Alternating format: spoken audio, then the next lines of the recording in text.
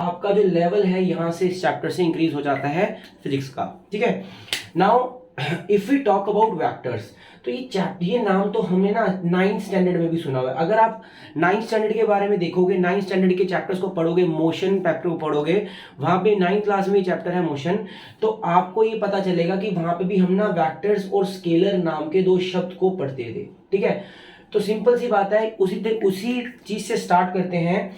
और जब हम उसी चीज से स्टार्ट करते हैं, ये देखते हैं कि भाई वेक्टर्स क्या होते हैं और स्केलर्स क्या होते हैं। तो भाई सिंपल सी बात है क्या कि भाई अगर मैं इस चैप्टर के अंदर एक टॉपिक पढ़ रहा हूं जिसका नाम है वेक्टर्स, तो चलिए थोड़ा पीछे चलते हैं। जब हम 9th स्टैंडर्ड में थे, chapter number 8 I think motion है 9th स्टैंडर्ड का, उसके अंदर हम क्या पढ़ते थे? उसके अंदर हम ये पढ़ते थे कि भाई आपके पास जो फिजिकल क्वांटिटीज होती है ना, फिजिकल क्वांटिटीज, ठीक है जी, अगर क्वांटिटीज TICO, ठीक है जी, क्वांटिटीज जो होती हैं, ये फिजिकल क्वांटिटीज आपके पास दो तरीके की होती हैं। एक होती है स्केलर क्वांटिटीज, ठीक है, और एक आपके पास होती है वेक्टर क्वांटिटीज। कौन सी क्वांटिटीज होती है आपके पास? स्केलर के साथ साथ वेक्टर क्वांटिटीज, ये वेक्टर क्वांटिटीज भी आपके पास होती हैं। ठीक है, अब जब हम स्केलर के साथ वेक्टर्स पढ़ते हैं तो दोनों में डिफरेंस क्या है ये जान लेते हैं। ठीक है, जब हम 9th स्टैंडर्ड में पढ़ते हैं इस बात को, तो 9th स्टैंडर्ड में हमने इस बात को किस तरीके से पढ़ा कि भाई scalar quantities are those quantities that have magnitude only. ठीक है, repeat, scalar quantities are those quantities that have magnitude only. ठीक है जी, मैग्नीट्यूड ओनली। ठीक है, और वेक्टर क्वांटिटीज कौन सी क्वांटिटीज होती हैं? ये वो क्वांटिटीज होती हैं जिनके पास मैग्नीट्यूड, ठीक है जी, मैग्नीट्यूड प्लस डायरेक्शन भी होता है। ये बात मैं नहीं बता रहा हूं, ठीक है जी, ये बात आपके 9th क्लास के फिजिक्स के टीचर ने बताई थी। उस टाइम एक ही टीचर होता है जो फिजिक्स, केमिस्ट्री एंड बायो पढ़ाता है, तो उसी टीचर ने आपको मैग्नीट्यूड और डायरेक्शन के बारे में बताया होगा कि vector quantities are those quantities that have magnitude and direction. चलो इसको एक एग्जांपल से समझते हैं। Let's say this is a plane. ठीक है, मतलब यहाँ पे ये मेरे घर का फर्श है और मैंने इस घर के फर्श पे, ठीक है, इस फ्लोर के ऊपर मैंने ये बॉक्स रखा है। ठीक है, लेट्स से मैंने यहाँ पे क्या रखा है? बॉक्स रखा है। अगर मैं इस बॉक्स का मास कितना आपके पास? 5 kg, लेट्स से 5 kg मास है। ठीक है जी, 5 kg क्या है? मास है। ठीक है, अब मेरी बात ध्यान से समझना कि अगर मैं इस मास पे, इस 5 kg के बॉक्स पे इस तरफ की फोर्स लगाता हूं, मतलब ये फोर्स इस तरफ लगती है, मतलब जैसे फॉर एग्जांपल लेट्स से कि मैंने ना यहाँ पे 10 न्यूटन की फोर्स लगाई। ठीक है, इस 5 kg ये मास पे मैं क्या लगा रहा हूं? 10 न्यूटन की फोर्स लगा रहा हूं। तो आपको क्या लगता है कि ये मास जो है वो मूव करेगा? यस और नो? और मैं फोर्स पता कहां लगा रहा हूं? फोर्स लगा रहा हूं मैं इस डायरेक्शन में। मेरी बात ध्यान से समझना, ठीक है। अब अलग सिनेरियो क्रिएट करते हैं। अलग सिनेरियो क्या क्रिएट करते हैं? ये मेरे पास क्या है? एक बॉक्स है जिसका मास कितना है आपके पास? 5 kg। ये 5 kg का बॉक्स है। अब मैं इसी के ऊपर फोर्स लगा रहा हूं ऊपर से नीचे। देखो same force that is 10 Newton. अब मुझे एक बात बताना है यहाँ पे कि क्या ये 10 न्यूटन की फोर्स जब इस डायरेक्शन में लग रही है और 10 न्यूटन की फोर्स जब डाउनवर्ड्स डायरेक्शन में लग रही है, तो क्या ये दोनों सेम रिजल्ट प्रोड्यूस कर रहे हैं? अब आपको यहां जान के क्लियर है कि भाई यहां इस फिगर से तो क्लियर है कि यहां पे कुछ ना कुछ एक ऐसी मोशन होगा इस बॉडी में, क्योंकि ये बॉडी यहां पे अनबैलेंस्ड फोर्स रख रही है। मतलब सिंपल सी बात है, यहां पे इस तरफ जो है फोर्स लग रही है। ठीक है, अच्छा, और इस तरफ क्या है? ये बॉक्स वहीं का वहीं रहेगा। और क्या यह दोनों, मैं यहां पे मेरा बोलने का मतलब यह है, कहने का मतलब यह है कि क्या इन दोनों पे जो इफेक्ट देखने को मिलेगा आपको सेम देखने को मिलेगा? तो सिंपल सी बात है, the answer is a big fat no. तो क्या बोलेंगे सभी कि नहीं, हमें यहाँ पे जो इफेक्ट है वो सेम देखने को बिल्कुल भी नहीं मिलेगा। ठीक है, नाउ अलग हम अगले कंसेप्ट पे चलते हैं। अगर मैं यही चीज को इस थोड़ा और तरीके से पढ़ूं, ठीक है, कि भाई मैं इसी 5 kg मास पे अगर मैं इस डायरेक्शन में 10 न्यूटन की फोर्स लगा रहा हूं और मैं इसके ऑपोजिट डायरेक्शन में कितनी न्यूटन फोर्स लगा रहा हूं? सेम फोर्स लगा रहा हूं। मतलब यहां पे भी ऑपोजिट डायरेक्शन में क्या लग रहा है? 10 न्यूटन की फोर्स लग रही है। क्या लग रहा है भाई? 10 न्यूटन की फोर्स लग रही है। और दूसरे वाले केस में मैं क्या कर रहा हूं? मैं इसी 5 kg मास को मैं यहां पे इस तरह 10 न्यूटन की फोर्स लगा रहा हूं और एक बार फिर से 10 न्यूटन की फोर्स लगा रहा हूं। मान लेते हैं यहाँ पे 5 kg का मास है, यहाँ पे मैं फोर्स लगा रहा हूं और यहाँ पे मेरा दोस्त फोर्स लगा रहा है। ठीक है, और यहाँ पे भी 5 kg का मास है और यहाँ पे इस तरफ ही मैं फोर्स लगा रहा हूँ और इस तरफ ही मेरा दोस्त फोर्स लगा रहा है, क्या इन दोनों के सिनेरियो में आपको कुछ डिफरेंस पता चला? क्या यहाँ पे जो इफेक्ट होगा क्या सेम होगा? This is the only thing that I am asking from you कि भाई क्या यहाँ पे दोनों का इफेक्ट क्या सेम होगा? तो the answer is again a big fat no. तो आपको यहाँ पे एक बात पता चल गया क्या, कि यहाँ पे ये जो 5 kg है ना, ये जो 5 kg है, ये 5 kg बेचारा इसको कोई फर्क नहीं पड़ रहा कि फोर्स किस डायरेक्शन में लग रही है ना। बेसिकली यहाँ के जो फोर्स है ना, फोर्स के ऊपर फर्क पड़ दिख रहा है। जैसे फॉर एग्जांपल फोर्स की वजह से देखो, इस 5 kg मास की वजह से हमें कोई फर्क नहीं दिख रहा, हमें फर्क किसकी वजह से दिख रहा है? इस 10 न्यूटन की फोर्स से दिख रहा है। मतलब मास जो है वो क्या है? एक स्केलर क्वांटिटी, बिकॉज मास के साथ कोई डायरेक्शन इन्वॉल्व नहीं है।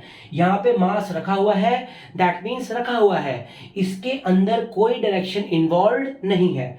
और वहीं दूसरी तरफ अगर मैं बात करूं तो मेरे को यहाँ पे पता चलता है कि जो फोर्स है ना, फोर्स के लिए डायरेक्शन बहुत इंपॉर्टेंट है, क्योंकि इस बार मैंने अगर इस डायरेक्शन में फोर्स लगाई और इस बार मैंने इस डायरेक्शन में फोर्स लगाई तो दोनों फोर्सेस कितनी लगी? 20 न्यूटन्स की लगी। यहाँ पे भी टोटल फोर्स कितनी लगी? 20 न्यूटन्स की। हालांकि ये total force same effect produce नहीं कर रही है।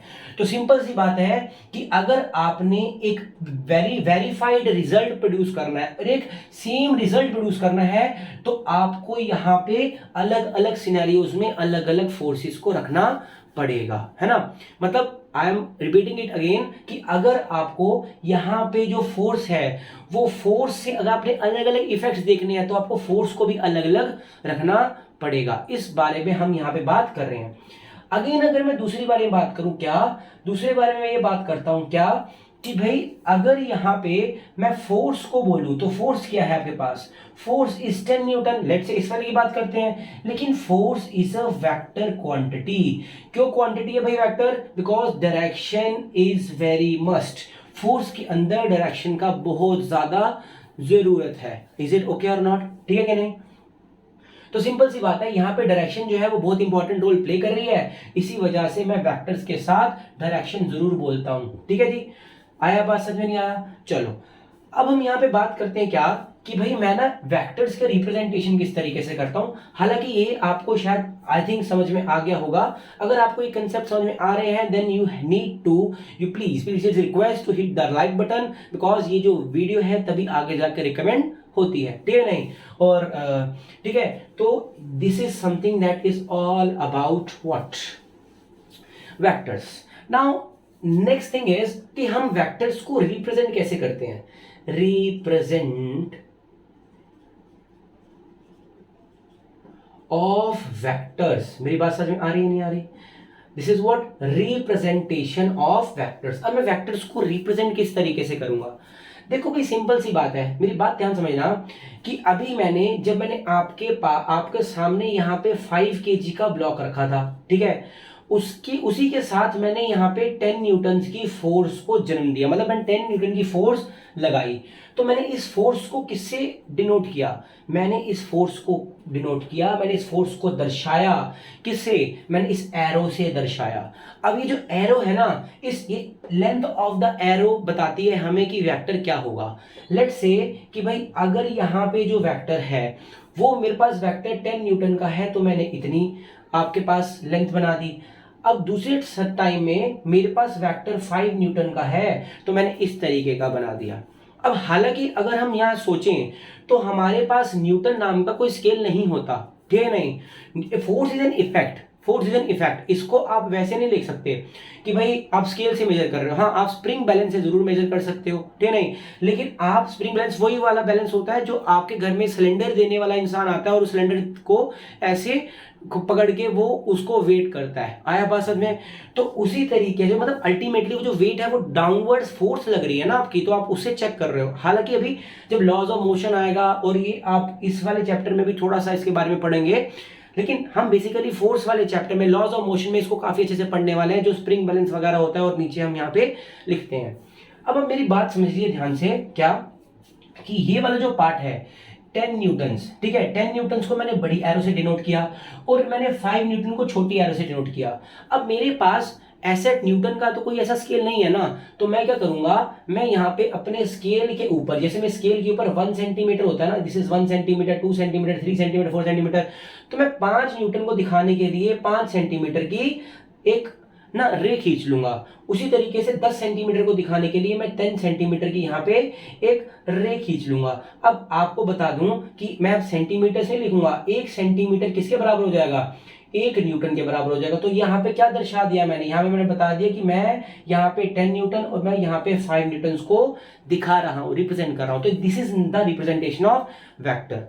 हालांकि ये जो रिप्रेजेंटेशन ऑफ वेक्टर है, ये बेसिकली हम, अगर मेरे पास 500 न्यूटन की फोर्स आएगी तो मैं 500 न्यूटन ऐसे 500 सेंटीमीटर तो नहीं बना के दिखाऊंगा, तो मैं यहाँ पे क्या लिख दूंगा, मैं यहाँ पे सिंपल सी बात है, और इन रियलिस्टिकल लाइफ हमें यहाँ पे 500 न्यूटन की ऐसे एज सच कभी लाइन से दिखाने की कोई जरूरत नहीं पड़ेगी। बट ये लाइन हमें ये रिप्रेजेंट कर रही है कि ये जो लेंथ है ना, ये लेंथ आपकी फोर्स दर्शा रही है, इसका मैग्नीट्यूड दर्शा रही है, ये मैग्नीट्यूड 10, ठीक है। और ये जो आपस एरो बनी हुई है, ये एरो इसकी क्या है, डायरेक्शन, RECTION, ठीक है जी। This is magnitude, this whole length is magnitude, and what is this, this is direction. Is it okay or not? This is nothing, just a direction of this vector. तो अब आपके मन में एक question आएगा कि क्या सर हम पूरे के पूरे चैप्टर में लाइंस बनाते ही रह जाएंगे, और क्या कोई और तरीका नहीं है इस लाइंस को हम अलग से, कभी इस वेक्टर क्वांटिटीज को अलग से रिप्रेजेंट करने का? तो मैं आपको बात बताता हूं, बिल्कुल है, ठीक है। तो अभी हम क्या करने वाले हैं, अभी हम एक नया तरीका सीखते हैं। कैसे कि जैसे मान लो कि ये फोर्स है ना, ये फोर्स है, इस फोर्स में मैं कुछ नहीं करूंगा, इस फोर्स में ना हल्की सी एक एरो लगा दूंगा। इस एरो से ये बात पता चल जाएगी कि भाई ये ना एक वेक्टर क्वांटिटी है, इसके पास कुछ लेंथ होगी और कुछ डायरेक्शन होगी। अब मैं नाप के नहीं लिख रहा हूं, मैं मेजर करके लिख रहा हूं, मैं ये बता रहा हूं आपको कि इसके पास कुछ एक लेंथ होगी और एक क्या होगी, डायरेक्शन होगी। तो अल्टीमेटली हम वेक्टर्स को कुछ इस तरीके से रिप्रेजेंट करेंगे। अब मैंने जब आपको वेक्टर स्टार्टिंग में बताया था, तो मैंने आपको क्या बताया था, क्या कि भाई ये क्या करते हैं, इनके पास अपना एक मैग्नीट्यूड होता ही नहीं होता, और इनके पास अपना एक डायरेक्शन होती है, ठीक है। और साथ साथ अभी मैं आपको एक बात और सीक्रेट बताता हूं कि ये ना वेक्टर एडिशन फॉलो करते हैं, vector law of vector addition बोल सकते हो आप इसको, क्या बोल सकते हो, लॉ ऑफ वेक्टर एडिशन बोल सकते हो। मेरी बात समझ में आ रही है? तो सिंपल सी बात है, यहाँ पे मैग्नीट्यूड प्लस में डायरेक्शन जितना भी है आपके पास, वो तो होगा ही होगा, साथ में वेक्टर एडिशन भी। हालांकि इस टॉपिक के बारे में हम बाद में चर्चा करेंगे, हम इसी को आज इसको कवर कर लेंगे, और इसको भी थोड़ा समय देते हैं, पहले इसको समझते हैं, है ना। तो ये क्या आपके पास, representation of vector, representation, vectors का रिप्रेजेंटेशन कैसे करता हूं कि एफ के ऊपर मैं क्या लगा दूंगा, एक एरो लगा दूंगा, तो यहाँ पे मेरा वेक्टर का रिप्रेजेंटेशन हो गया। मुझे ये बात कंफर्म है कि जो फोर्स है ये क्या है, वेक्टर क्वांटिटी। वहीं अगर आप डिस्टेंस की बात करो, देखो अगर मैं आपको डिस्टेंस की बात करता हूं, क्या डिस्टेंस की कोई डायरेक्शन होती है, डिस्टेंस की कोई डायरेक्शन होती है? मैं आज 50 किलोमीटर चला, मैं घूम के पहाड़ों पे घूम रहा हूँ, ऐसे करके घूम रहा हूँ, मैं 50 किलोमीटर चला, कोई नहीं पूछेगा भाई तू कहाँ गया था, बस ये पूछेगा कि भाई तू 50 किलोमीटर चल गया, बड़ा थक गया होगा, तू चाय पी ले, चल थक गया होगा तो दूध पिला देता हूँ तुझे, है कि नहीं, या फिर चला 2 कर लेते हैं, ठीक है जी। तो अल्टीमेटली यहाँ पे आपके पास जो डिस्टेंस के पास कोई डायरेक्शन नहीं होती, इसलिए distance is not a vector quantity, it is not a vector quantity. वहीं अगर मैं डिस्प्लेसमेंट की बात करूं, तो yes, displacement is a vector quantity. Why? Because displacement की एक डायरेक्शन होती है कि फाइनल से, ये इनिशियल पोजीशन से लेकर फाइनल पोजीशन तक चलती है। आया बात समझ में? नहीं आया? तो उसी तरीके से हम बहुत सारी चीजों को यहाँ पर डिस्कस करेंगे, तो हमें ये बात पता चल जाएगी। मैं इस डिस्प्लेसमेंट के ऊपर, जैसे एस है, एस के ऊपर मैं वेक्टर लगा सकता हूं, लेकिन वही मैं डिस्टेंस के ऊपर वेक्टर नहीं लगा सकता हूं। मेरी बात समझ में आ रही है? तो सिंपल सी बात है। अब ये जो हमने फोकस फोर्स पढ़ा है, अब आप बताइए कि जो फोर्स है, फोर्स आपके पास इस तरीके से हम रिप्रेजेंट करते हैं ना।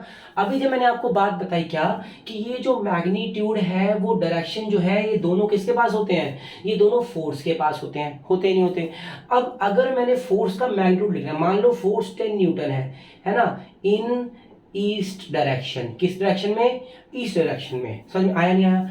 तो मैं यहाँ पे इस वाले पार्ट को अगर रिप्रेजेंट करूंगा तो मैं लेंथ से नहीं बनाऊंगा। अब आप अभी आपने तो सॉल्यूशन पूछा था मेरे से कि सर इस लेंथ के अलावा कुछ और बताओ, है ना।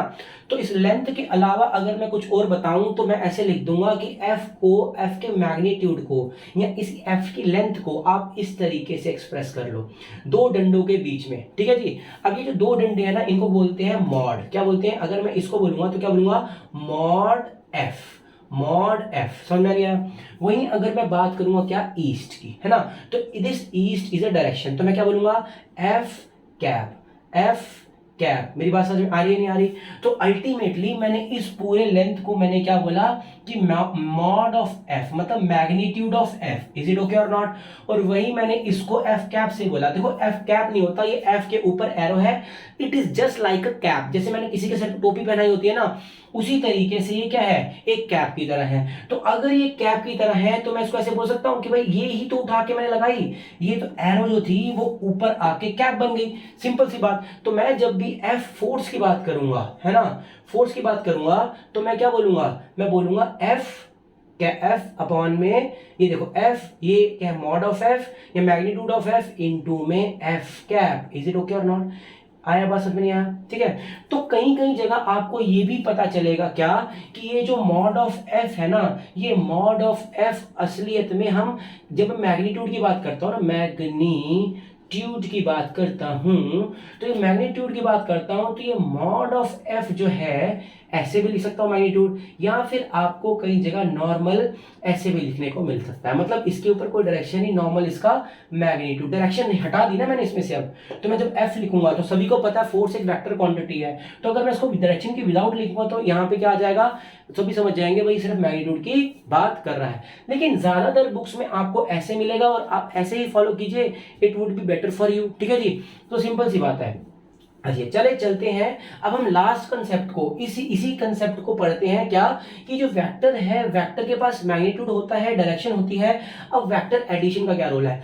अब इस वेक्टर एडिशन पे आने से पहले मैं आपको कुछ एक दो बातें बताना चाहता हूं, ठीक है जी।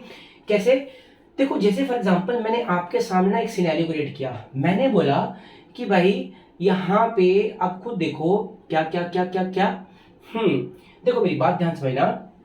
मैंने बोला कि भाई 10 न्यूटन ईस्ट, क्या बोलेंगे भाई, 10 न्यूटन ईस्ट। सेकंड क्या बोला मैंने बोला क्या, मैंने बी बोला क्या भाई, 5 न्यूटन नॉर्थ, क्या बोला भाई, 5 न्यूटन नॉर्थ। और सी क्या बोला, 5 न्यूटन साउथ। मेरी बात समझ में आ रही है नहीं आ रही, ये क्या बोल दिया मैंने, 5 न्यूटन साउथ। कोई दिक्कत वाली बात है। तो अल्टीमेटली ए जो है वो मैंने क्या चूज किया, 10 न्यूटन ईस्ट चूज किया, 5 न्यूटन नॉर्थ चूज किया और 5 न्यूटन साउथ चूज किया। अब देखो ये मेरे पास क्या है, नॉर्थ है, ये मेरे पास क्या है, साउथ है, ये मेरे पास क्या है, वेस्ट है, और ये मेरे पास क्या है, ईस्ट है। अब मैं खड़ा हूं कुछ यहाँ पे। अब आप खुद सोचो क्या, कि भाई ये जो 10 न्यूटन ईस्ट है ना, 10 न्यूटन ईस्ट के लिए मैं थोड़ी ऐसे लंबी वाली एरो बना दूं, ये 5 न्यूटन नॉर्थ के लिए मैं छोटी वाली एरो बना देता हूं, और वही मैं 5 न्यूटन वेस्ट के लिए, अच्छा चलो कहां से आया, साउथ, इसको ऐसे लेते हैं, साउथ की जगह क्या लेते हैं, वेस्ट ले लेते हैं, और मजा आएगा, ठीक है जी। क्या लेते हैं, वेस्ट ले लेते हैं। मेरी बात समझ में आ रही है नहीं आ रही, ठीक है। तो ये आपके पास क्या आ गया, 5 न्यूटन यहाँ पे आ गया, 5 न्यूटन यहाँ पे आ गया, और 10 न्यूटन आपके पास यहाँ पे आ गया, ठीक है जी। सिंपल सी बात है, कोई दिक्कत वाली बात ही नहीं है, ठीक है नहीं। अब आप मेरे को ये बात बताओ पहले, कि क्या ये 5 न्यूटन और क्या ये 5 न्यूटन इक्वल वेक्टर्स हैं। मेरी बात ध्यान से समझना, अभी मैं क्या बता रहा हूं आपको, क्या ये 5 न्यूटन और ये 5 न्यूटन क्या ये इक्वल वेक्टर्स हैं, ठीक है जी। देखो इससे पहले मेरी बात ध्यान से समझना, क्या, कि भाई अगर कोई भी चीज इक्वल वेक्टर होती है तो क्या कंडीशन फॉलो होती है। मेरी बात ध्यान समझना, कैसे, कि भाई देखो अगर मैंने यहाँ पे आपको बोला कि आप इस डायरेक्शन में ट्रेवल कर रहे हो, ठीक है, और उसके बाद कोई आपका दोस्त है वो इस डायरेक्शन में ट्रैवल कर रहा है, ये भी 5 किलोमीटर ट्रैवल कर रहा है इधर, और ये भी 5 किलोमीटर ट्रैवल कर रहा है इधर, मतलब ये किलोमीटर छोड़ो, अगर मान लो आप 5 न्यूटन की फोर्स इधर लगाते हो और 5 न्यूटन की फोर्स इधर लगाते हो, क्या ये दोनों फोर्स सेम है? तो इसको एक सिनेरियो से और ज्यादा सिनेरियो समझते हैं कि आपने यहाँ पे 5 न्यूटन फोर्स ऊपर लगाई और मैंने यहाँ पे 5 न्यूटन फोर्स नीचे लगाई। मेरी बात समझ में आ रही है? अगर मैं 5 न्यूटन फोर्स नीचे लगा रहा हूं और आप 5 न्यूटन फोर्स ऊपर लगा रहे हो, क्या ये दोनों फोर्स सेम इफेक्ट प्रोड्यूस करेंगी?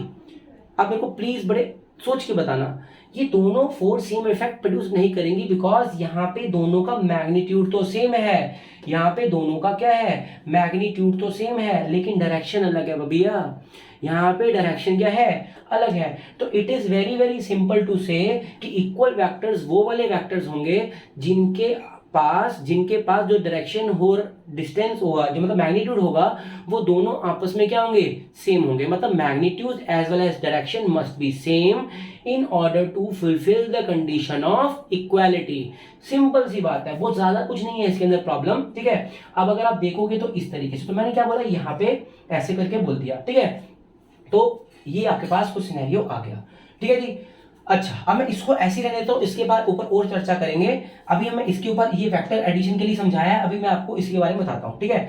तो वेक्टर, इक्वल वेक्टर्स वो वाले वेक्टर्स होते हैं जिनकी डायरेक्शन और मैग्नीट्यूड क्या होता है, सेम होता है, ठीक है। आगने वाली वीडियोस में मैं टाइप्स ऑफ वेक्टर्स के बारे में डिस्कशन करूंगा, बट मैं आज आपको ये बताने के लिए आया हूं क्या, कि जो वेक्टर्स है उसके पास मैग्नीट्यूड, डायरेक्शन और वेक्टर एडिशन की प्रॉपर्टी को फॉलो करता होना चाहिए। अगर ये सिर्फ इसी को फॉलो करता है और इसके पास दोनों चीजें नहीं है, मतलब इनफैक्ट अगर सिर्फ ये एक को फॉलो करता है, दो को फॉलो करता है और ये तीसरी चीज नहीं है, तो ये वेक्टर भी नहीं होगा। This is very very simple, this is very very simple. मतलब अभी मैं इसके बारे में डिस्कशन करूंगा, लेकिन अभी हमें ये बात जरूर पता होनी चाहिए क्या, कि डायरेक्शन और मैग्नीट्यूड जो हमने 9th क्लास में डेफिनेशन पढ़ी थी, सिर्फ उन्हीं के होने से वेक्टर्स नहीं होते, कोई भी क्वांटिटी वेक्टर्स नहीं होती। हालांकि टीचर्स हमें दिल को दिलासा देती हैं, क्योंकि वहां पे हमें वेक्टर्स पढ़ना ही नहीं होता है ना, तो इसीलिए जितनी नॉलेज 9 में चाहिए उतनी ही दी जाती है। और अब 11th में आके हम यहाँ पे एक कंडीशन और ऐड कर देते हैं कि भैया ये भी होना चाहिए, अगर ये दोनों हुए तो कोई मतलब नहीं है, ये भी होना ही चाहिए, ठीक है जी। तो सिंपल सी बात है, ठीक है। तो अभी मैंने क्या बोला कि equal vectors are those vector जिनकी डायरेक्शन क्या होगी, सेम होगी, ठीक है। लेकिन यहाँ पे इक्वल वेक्टर्स नहीं है, तो सिंपल सी बात है, मेरे को डायरेक्शन और direction as well as magnitude दोनों को दोनों सेम चाहिए, ठीक है जी। अब हम आगे चलते हैं थोड़ा सा, और हम ये देखते हैं कि क्या अगर मैं, ध्यान से देखना, अगर मैं क्या इसका ये एक वेक्टर है, ठीक है, इसी के पैरेलल एक वेक्टर खींच दूं। मैंने क्या बोला कि पैरेलल वेक्टर खींच दूं, जैसे मैंने एक पैरेलल वेक्टर ये खींच लिया और एक वेक्टर ये खींच दिया। अब ये दोनों क्या है, पैरेलल है। अब क्या पैरेलल वेक्टर्स, मतलब किसी भी वेक्टर के ऊपर पैरेलल वेक्टर होगा, क्या वो दोनों इक्वल होंगे? तो सिंपल सी बात है, यस। तो क्या है, यस। क्यों? क्योंकि देखो डायरेक्शन भी सेम है और इनकी लेंथ भी सेम है। नहीं मेरी बात समझ में? मैंने अभी स्टार्टिंग में जब आपको रिप्रेजेंटेशन ऑफ वेक्टर बताया था, तो मैंने लेंथ के बारे में बात की थी, क्या कि लेंथ, जो इसकी लेंथ है, इस रे की जो लेंथ है, ठीक है, वो इस लाइन की जो लेंथ है, असल रे नहीं है, ये एक लाइन है, उसकी लेंथ है, उसके लेंथ और इसकी जो डायरेक्शन है वो दोनों आपस में सेम होनी चाहिए। तो यहाँ पे दोनों प्रॉपर्टीज फुलफिल हो रही हैं, तो मैं क्या बोलूंगा, यस। अगर कोई भी एक वेक्टर के पैरेलल मुझे वेक्टर मिल जाए, ठीक है, तो वो दोनों आपस में इक्वल होंगे। पैरेलल की कंडीशन ये भी होनी चाहिए कि भाई ये आपके पास कुछ इस तरीके से, ठीक है कि नहीं, मतलब डायरेक्शन भी क्या है, सेम है। तो यहाँ पे आप ये बात समझ गए, ठीक है। अच्छा, अब मैं आपको लेके आता हूं क्या, ये मेरे पास, हालांकि अब मैं इसको डिस्कस करूंगा। देखो मैं आपके पास क्या लेके आता हूं भाई, देखो अगर फॉर एग्जांपल आपने इस बॉक्स पे इस तरफ फोर्स लगाई, ठीक है जी, एक कोई बॉक्स है, इस तरफ फोर्स लगाई, और मैंने इस बॉक्स के ऊपर इस तरफ फोर्स लगाई, इस डायरेक्शन में ऐसे उठा रहा हूं, आप ऐसे धक्का दे रहे हो और मैं ऐसे धक्का दे रहा हूं, तो ऑब्वियस सी बात है कि बॉक्स की जो रिजल्टेंट डायरेक्शन होगी मोशन की, वो बॉक्स इस तरफ आएगा, मतलब इस तरफ, यहां से कुछ इस तरफ यहां पे मोशन करेगा।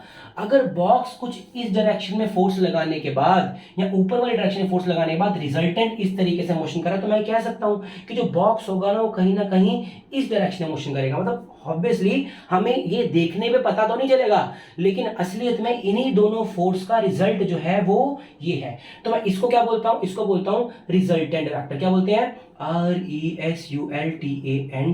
क्या बोलेंगे? रिजल्टेंट। क्या बोलेंगे इसको अच्छे से? Resultant vector. क्या बोलेंगे इसको? रिजल्टेंट।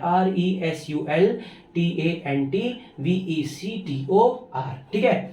तो अब आप मेरी बात ध्यान से समझना, क्या कि भाई यहां पे इसी चीज को मैं ड्रॉ कर सकता हूं। कैसे ड्रॉ कर सकता हूं? कि भाई मेरे पास ये क्या है, ये मेरे पास क्या है, ये मेरे पास मान लेते हैं B है, ये मान लेते हैं मेरे पास A है, और ये मान लेते हैं मेरे पास क्या है C। ये मेरे पास क्या है, ये मेरे पास है A, ये मेरे पास क्या है A, ये मेरे पास क्या है भाई, ये मेरे पास है आपके पास C। ये पास क्या है? C। ये A है, ये B है, और ये क्या है? C।